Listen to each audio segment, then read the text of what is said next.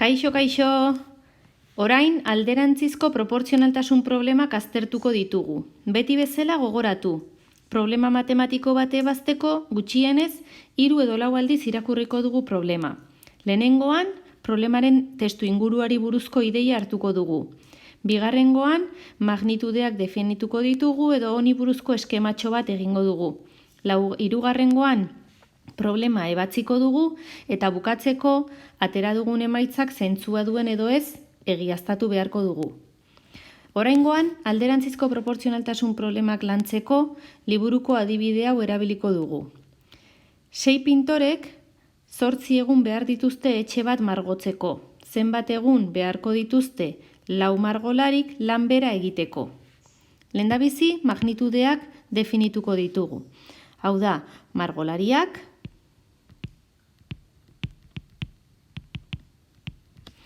eta egunak. Behin magnitudeak definituta, zuzen edo alderantzizkoa, proportzionaltasuna zuzena edo alderantzizkoa den ezagutzeko galderak egingo ditugu. Adibidez, margolari gehiago egongo baldin badira, zer beharko ditugu etxea margotzeko? Egun gutxiago. Gezien norantzak aurkakoak direnez, esango dugu problema hauek alderantziz proportzionalak direla. Hurrengo pausu batean, egingo duguna da, datuak jarri. Hau da, 6 margolarik behar dituzte 8 egun. 4 margolarik zenbat. Hau izango da gure egoera. Problemak ebazterako orduan, zatikiak eratuko ditugu. Zatiki hauek baliokideak izango dira. Baina, erlazioa alderantziz proportzionala denean, egingo duguna da zatikietako bat beti zenbakiak dituena alderantziz adierazi.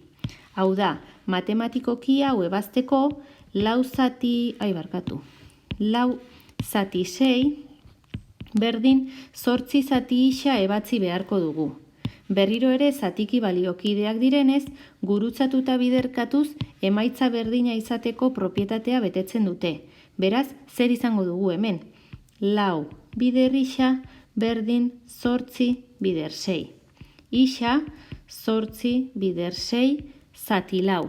Hau da, isa berdin 12. 12 egun beharko dituzte 4 margolarik etxe bizitza hori margotzeko. Espero dut honekin ulertu izana. Gero arte, animo!